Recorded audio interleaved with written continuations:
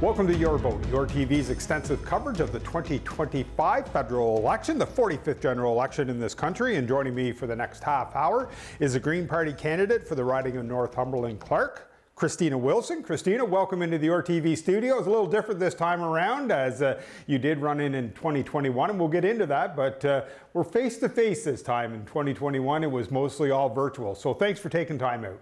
Thank you, Mark, and I'm happy to be here and actually in an actual studio. Everything was so virtual last time. We didn't even do that much door knocking because people did not want you at your doors, right? Yeah, so certainly a different campaign around this time, and we'll get into that, of how things have changed in 4 years, but we always like to start these interviews off with getting the candidate to introduce them to themselves and to their constituents in the riding. So who is Christina Wilson? Excellent. My name is Christina Wilson. I am born and raised locally.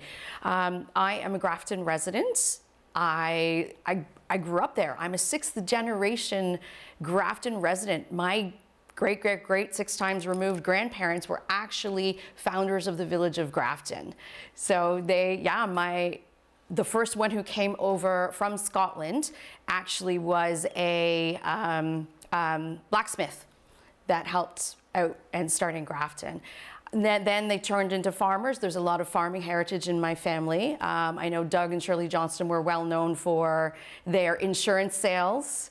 And my grandfather always said he couldn't talk politics because, see, he was a Liberal supporter, one of the few farmers back then that was a Liberal supporter, and all the other farmers were Conservative. So he said I could never actually talk politics when I was out on the job.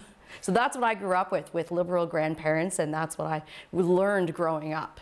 So you were in, so we'll go there, and we'll say, like, you were a Liberal, you were a young Liberal, you went to convention, you listened to then Prime Minister Jean Chrétien, and you, why was it because you lived in the Liberal household that you just grew up the Liberal way? That was a big part of it, but I even took time in high school. I did my co-op placement in the Honorable Christine Stewart's office, and she was inspiring. You know, sometimes it's the people who inspire you. It is the local representative who inspires you, and she was an incredible woman. She was the Minister of the Environment who actually signed the Kyoto Accord, right? Like, she did so much, and to have the chance to work in her office and see how politics worked back then, it was enlightening for a young, 18-year-old just starting out in the world of politics. So what did you take from that experience working with her and working, as you said, signed the Kyoto Accord, who now, the Greens look back and a lot of their back history is environment. So what did you take away from working with her? I would say that position of leadership, seeing a strong woman who is in politics and knowing that I could do it too. Watching how she worked and how she was a woman about the community. She listened. One of the biggest things of being a representative of the local area is learning how to listen. And she knew people. She had great connections all across the area and knew the heart of the constituency and what they wanted and brought it forward to the government. So you grew up the Liberal, you worked in the Liberal office, and then at some point you made the change and went, I don't think I fall into that party anymore. So what happened to change your mind? Well, I'll even say then as a teacher, a very large amount of teachers do support NDP because of the labor movement. So there was a momentary switch probably to NDP votes as well. And then I met this wonderful, amazing man. Named Jeff Wheeldon. And Jeff actually came out to my house, and I had a local group meet at my house to present him to, say, residents who lived in Grafton at the time when he was running. And he was inspiring. Again, it takes an inspiring individual. And the words that he said at that time about climate meaning more than anything else, that we live in a real climate emergency. And if you feel so strongly about that, then that's why you should be voting Green. That is the biggest thing to me, is that we're in a crisis. Greenhouse gases are real, our planet's starting to burn up, and we need to do something about that. And the Green platform has the strongest climate action out of any of the other platforms. It's possible down the road they could amalgamate, but the other parties need to put their money where their mouth is when it comes to the climate in order for that to happen. Before that, were you still under the Liberal brand, or were you you said you did switch briefly to the NDP because of school, were you slowly going away from the traditional parties? Yes, I would say so. I would say just in being a teacher and my own background and learning about the environment. And I've been around the world. I've traveled and seen what other countries have done. I've actually lived abroad 3 times. I lived in Japan for a year and a half. I did my teacher's college in Australia, so I was there for a year. And then the teaching world was not the best when I first started. So I took off and I actually taught in Warsaw, Poland for a year. And seeing how Europeans do it and how their systems are set up. It's, you know, when you're riding the train through Germany and there are solar panels on almost every single house you go by. This is inspiring, and why are we not jumping on board this and seeing the technology they have in place and adding those to the inspiration of Jeff Wielden and my own learning and my own background through the Elementary Teachers Federation of Ontario. I've taken a lot of leadership courses, and some of those have been environment. I have what they call an additional qualifications course in environment, and I just like to continue my learning on that. Well, the inspiration of Jeff Wielden made you go to the Green Party. So we'll get into, previous to 2021, had you ever ran for a political position before? No, I had not. I was moving up through the union at that point in time. So I'll give a little union history. Sure. I joined the local occasional teacher executive back in 2015, and I slowly moved up the ranks and actually sat as the position of vice president for quite a number of years and was being trained to take over as president. And there were even a couple of times our president ran for NDP in Peterborough, and I stepped in and actually was acting president during that time while she ran. So I definitely got a feel for the position of leadership as it is, and helping. One of my goals is just to help other people. So what made you, or what inspired you to run in 2021 for the Green Party? I had joined Jeff's team and I was helping campaign behind the scenes. I was on the local Green Constituency Association and acting as secretary and helping out with the web page. And it was the team members. I had thought about it in my head, what if someone asked me? And then it came to the day we didn't have a candidate and someone put my name forward, and I thought about it and I took it back and discussed it with my partner at the time, and he said he had my back and would support me running, and we did it. It was a month long. That was like the end of August, and the election was at the end of September, right? So it was a very short run. And very, very last minute. At that time, I had no clue what I was doing, and the learning curve was like this through the election. But, you know, it was inspiring. And just knocking on doors and meeting the local people and hearing what their needs are really inspires you to see what you can do and start making that list of what you can do for the local people. Could you have seen yourself putting your name forward if somebody hadn't? Did you have that feeling that if no one steps up, I will step up? Or were you waiting for, I guess, that recognition that I can do this job because somebody else put me forward? I think I was waiting. I had it in my head that if someone put my name forward, I would. But I was waiting to see if we actually had another candidate who was willing to do it, because I know I have 10 million commitments. Like the rest of the working moms out there, you know, I'm 46, I have 2 young children, and I'm constantly on the go between school and children commitments and union commitments. I'm a member of the church board, you know, for the United Church in Grafton, and I'm constantly on the go. So let's talk a little bit about your family, because it certainly has changed from 2021 to now. The kids are that much 4 years older. They get a little more sense of what you're up to. So, but obviously this can't be done without consultation with your partner and, yes, you know, and the kids, letting the kids know exactly what this means. So Stephen and I are now separated. We separated about 3 years ago. Sorry about that. That's okay. That's okay. We actually have a very amicable relationship. He's even agreed to update my website. By the way, folks, my website, if you just Google Christina Wilson Green, it will pop up. It has last election's information on it. It is a work in progress, and I need to make a few edits to it. But it is up and running. You can at least find out about me. I wouldn't try clicking many of the links yet to donate. Don't touch those. But there is some information and some older photos of me that all need to be updated. So the fact that I know he's still got my back when I talk to him, that's amazing. And the kids, oh, my daughter is so keen. She is a 10-year-old 9-year-old who is learning about politics herself. She saw how invested I was in the provincial election with the Green Party, knocking on doors with Max, and she was excited to do that and talk to her classmates about that. Grade 5 is the level where they start learning about the different levels of government, and they've even been doing the student vote at school, at their school, C.R. Gummo. So yeah, it's exciting to see that happening in young people. What did you take out of the 2021 election? I was impressed that the results, you know, I was brand new. I had a month to do it. I really didn't expect heaps of votes. So I was really, really impressed that I got the votes that I did. And the goal is this time is to increase that, right? Let's see. I want everyone to know more about the Green Party, to get educated on the Green Party. We're not just about climate. We're about helping everyone, and as in Elizabeth May and Jonathan Pedonneau's opening statement, no one left behind. So let's fast forward now to where we are in 2025. Why again? And what made you to run again for the Greens in 2025? You know, I'm going to blame Max. Maxwell Groves, again, his learning curve, seeing how he went in the last election, he put his name forward, and seeing how eager and keen, he's 10 years younger than I am, he's an amazing young man, and just getting out and knocking on the doors with him and seeing how he interacted with people, it got me back into it. It got my heart back into it. And it reminded me that how much I care about the Green Party and how much I want to succeed in this election.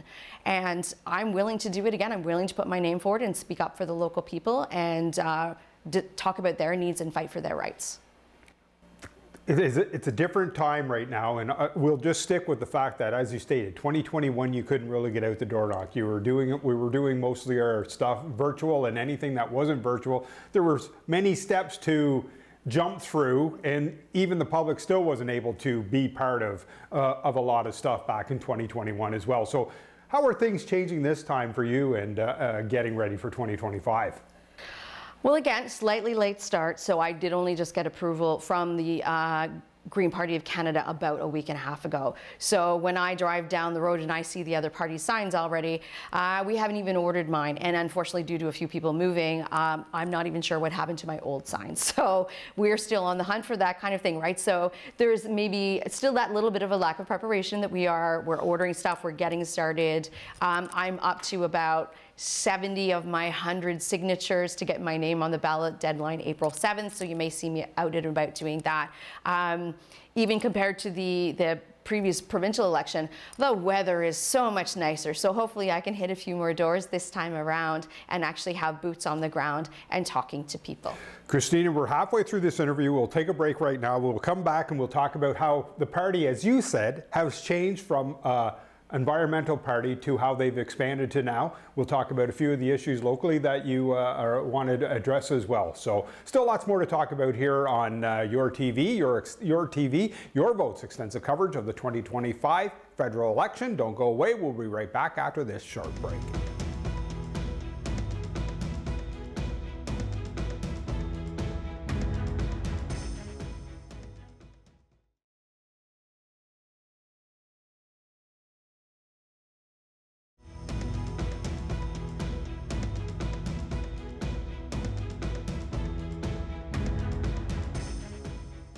Welcome back to Your Vote, Your TV's extensive coverage of the 2025 federal election, the 45th general election in this country. And joining me in the studios is the Green Party candidate for Northumberland Clark, Christina Wilson. So Christina, let's shift things here a little bit and let's talk about the Greens and the fact that this party has changed and evolved over the years from the days of just climate change to now having a platform of many different topics as well.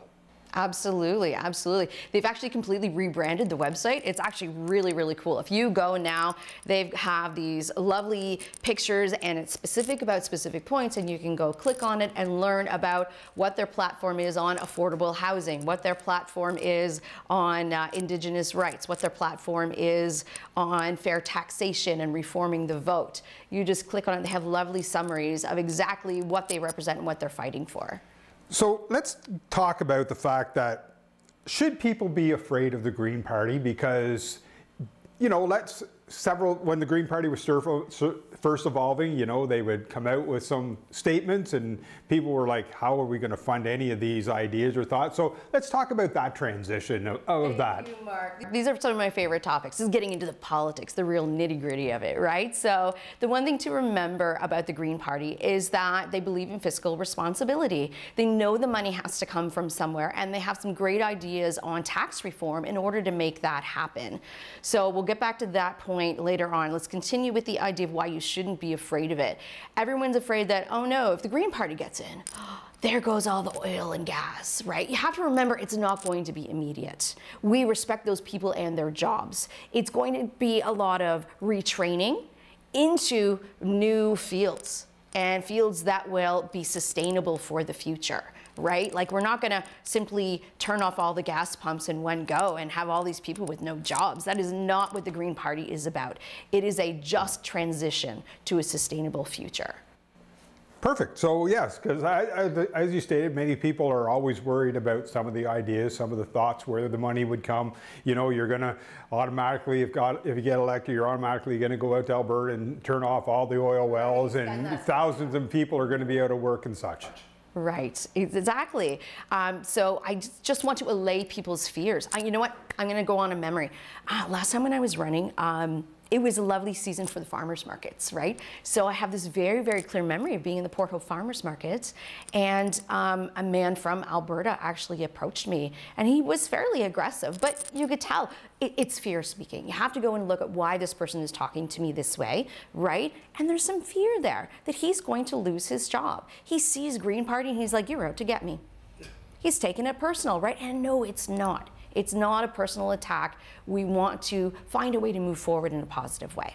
So I'm glad you brought up farming, because this community that we are in, Northumberland, Clark, there's a wide diversity. Yes, there's many big cities, Cobourg, Port Hope, smaller communities and hamlets along the water, but certainly once you get half hour north of this, it's farm-rich country. And the small farm, it seems, as some are saying, that no longer can the small farmer be able to survive and live, but really the small farmer is the backbone of this riding.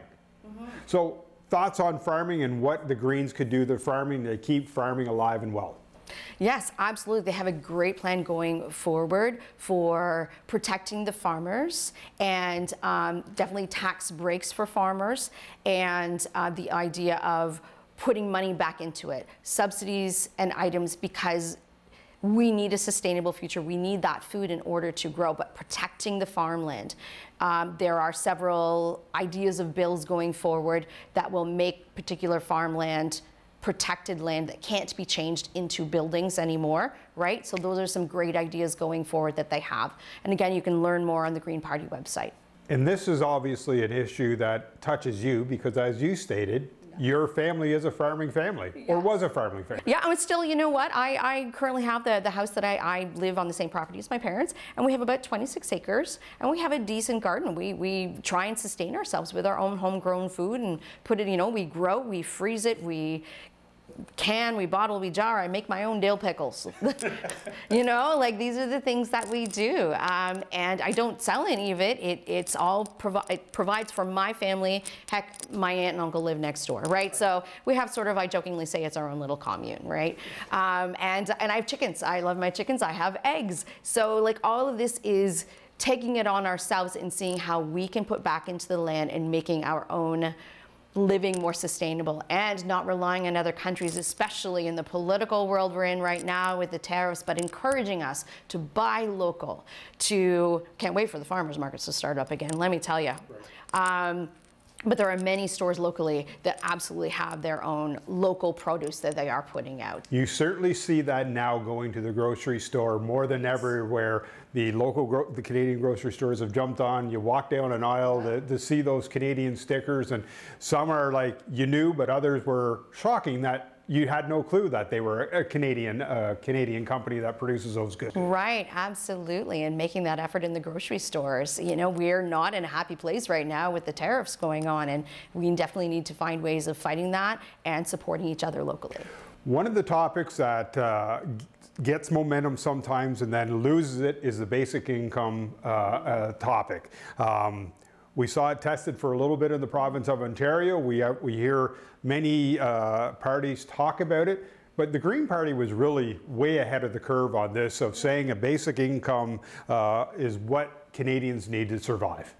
Agreed, agreed. And there are still many champions for the Universal Basic Income project. And I believe there are some provinces in the East that are still trialing it out and proving that it can actually work. But the idea that you could get rid of things like EI, you could be getting rid of things like your old age security, not to hurt people, but actually give a basic livable income. And you know what, it would be higher than what they're getting now. I see what my parents are getting for old age security, and it's not enough to live off. One of the reasons we live together right now is that we can support each other, right? There's no way that either one of us could afford to live on our own at this time. And universal basic income would get people up. It would, you know what, it would help with the homeless problem. How many, look at the encampment that we had over the last year. And yes, it's moved on because of purchasing on the land and things like that, but those people still are homeless, many of them, right?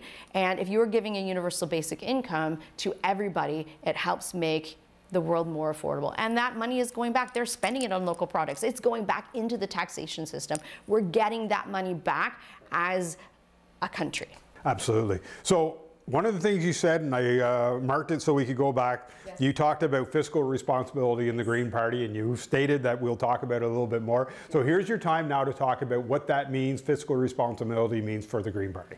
Fiscal responsibility means a balanced budget, and they're not just willy-nilly putting money out there everywhere you go, right? They have a taxation system. They want to go through full tax reform. And one of the big ideas that I believe they're the only party putting this one forward is that everyone under $40,000 income will actually get a full federal tax break. And the middle income earners in the next bracket up, we're looking at decreasing, giving them tax relief in that income bracket. So we have ways of fixing the current tax system, because it's not working for the average person when people cannot even afford rent or housing. So what do you see as the issues here in the riding of Northumberland Clark? Are they the same as what we see nationally, or is there specific issues here locally? I would say farming is the big one, absolutely, and protecting those local farmers. Housing and affordability and the taxation system is really, really big locally. And that affordability also comes into healthcare. It comes into seniors care, dependent care, child care. There's so many aspects of affordability, and that's it. Especially with the tariffs looming over us, everybody is wondering how they're going to survive. And if we're redoing the tax system and making the world an easier place for the average citizen to live, then that's a great way. It's no one, I like that concept Elizabeth May said, no one left behind. And is the concept of the fair taxation that the Green Party is putting forward, is that where this all falls under, what you just described? They also are looking at different models of housing. So they would like to bring forward some funding for people to build the houses federally, especially if they are green-based, right? And putting more things like your heat pumps, et cetera. Like we live off geothermal out where we are. And those kind of systems, they're expensive to put in and change your system over. You know, how many houses have the old oil or gas furnaces, but we can make the change and we can give subsidies back to people in order to improve those going forward. And not only housing, but yes, changing the tax system and changing your housing allotments and allowance, the size of the properties that you have, working with the provinces. That's going to have to be working with the provinces, because a lot of those building ideas are provincial-based bylaws, right? But working with the provinces, I think, is a big idea. So you could easily say that you're living the green life. I'm trying. I am doing my best, let me tell you. I'm not perfect. Nobody is, right? But I am definitely doing my best to try and inspire and give back to the community. We actually, even our extra produce, like I said, we don't sell, but we do take it to the food bank. So Indigenous reconciliation is one of the issues as well that the Green Party bring forward. It's part of this riding. At one point, the old riding had two Indigenous communities, First Nations communities. Now we only have one with the boundary split, Alderville. So let's talk about the Greens' thoughts on Indigenous reconciliation. Well, the first thing is Indigenous sovereignty. So remembering that land belong to the Indigenous people.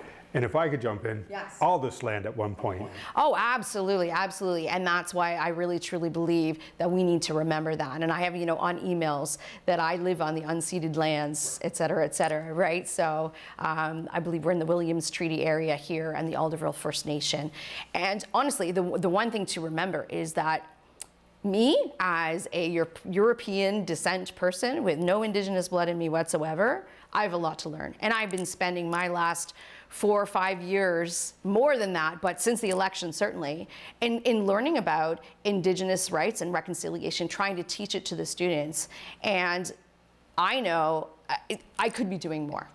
Every year I try and learn something more that I can add to the students, learning more facts, learning what I can do going forward to be an ally, as it were, and support Indigenous sovereignty. I'm trying to think. The last thing I wanted to add on to that is, I know.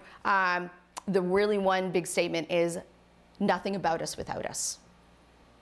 You can't go forward. You cannot claim to be a champion for Indigenous rights without speaking to Indigenous people and asking what their needs are. In the last election, I was able to talk to the previous chief at the time, and we had a great conversation about that. I have not touched base with the most recent one. It would be great if I could reach out to him and talk to him. We'll see if he's willing to have a chat. Christina, quick half hour. Thanks very much for coming into the YourTV studios, and best of luck to you on the campaign. Thank you so much, Mark. I appreciate you inviting me in. You've been watching Your Vote, YourTV's extensive coverage of the 2025 federal election. I'm Mark Rockburn. We'll see you again.